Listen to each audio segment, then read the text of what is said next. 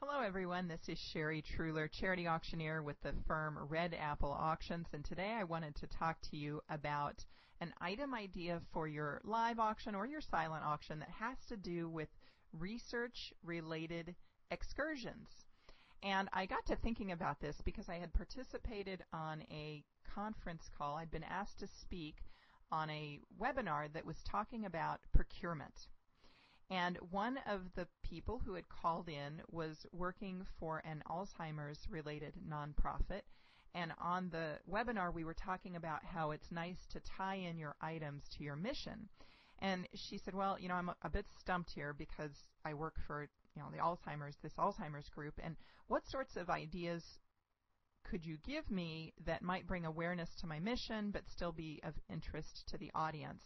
And, off the cuff, I was suggesting that she might want to try an item that tied into the research of Alzheimer's because someone might be interested in a behind-the-scenes tour of a research facility or maybe have lunch with a scientist, something to that effect. I know that many years ago now, my parents were personally fascinated when they got a tour of the Los Alamos labs. So there is an interest there in research. So as serendipity would have it, just 3 days after I was talking on that webinar, I sold 2 research-related items in an auction.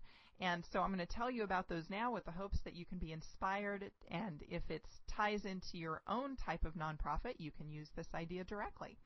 But if this particular group has worked with a dolphin research, and they have been researching this same pod of dolphins for 25 years.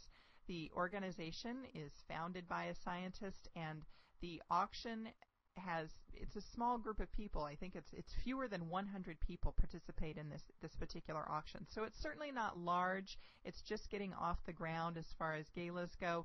But they do have some diehards in there as far as being very committed to the organization and excited about what the work is that the nonprofit is doing. So the scientists who study this dolphin pod are out at sea for 90 consecutive days in the Caribbean each year. And they now have just been given a new permit, which is going to allow them to make day trips for these studies of the dolphins off of the coast of Florida. Their research vessel is called Stenella, and they hold their auction fundraiser in a yacht club that is just near where the Stenella docks. So it's nice because the people, as they come in during cocktail hour, can go outside and get on the vessel if they'd like to see where these scientists live and the equipment that's out there to monitor the dolphins. Now, Stenella, this research vessel, I will tell you, is not a luxury craft.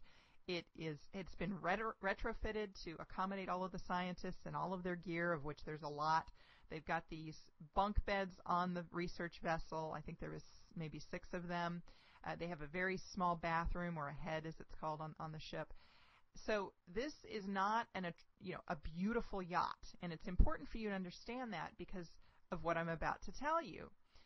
In the live auction, this group will sell the opportunity to go on board the research vessel for 10 days and participate in the research trip.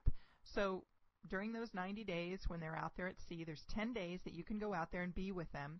And for at least 6 of those days, the winning bidder will help with various research projects. You're probably schlepping equipment or something, I'm not quite sure. But then 4 days are devoted to having fun. So they might snorkel, they might go island hopping on uninhabited islands. They time the trip to occur during lobster season, so hopefully you like lobster because everybody on board gets to enjoy some fresh lobster. That trip for 2 years in a row sold in the 5 figures, $10,000 and up. So that is an example of being on a research vessel, not an attractive luxury yacht, but something very simple that people gravitated to and enjoyed. This group also offers a lunch cruise on the vessel. In this case, it's 5 guests. They get to enjoy a leisurely lunch on board the ship, and they sail around the intercoastal waterways down there in Florida, and they get to hear from one of the scientists who talks about the latest in dolphin research. So that's another great use of the ship in a research-related way. They're getting people on the craft. They're allowing them to see what happens. They're ensuring that they're participating in the process. That helps to sell the mission of the group. So whatever your cause is, if you happen to have a science tie-in to your particular mission, I encourage you to think about that. What is it that maybe you're taking for granted that is something that someone else would find fascinating because they don't normally have access to it? So often it's those things that might be so commonplace in our own lives, but yet someone else finds them fascinating because they haven't had the chance to experience it. So think about that for your own auction. I know you've got something in there that you could probably pull out and find to be an exciting item for either your silent auction or your live auction. To help get you started, I do have a free guide on my website that might get your brain power going. It's perfect for procurement meetings. It's the top 100 items that we sell in our auctions every year for overvalue. You can pick that up online, redappleauctions.com. Hey, thanks for listening today. I appreciated it, and we look forward to hearing more about your event online.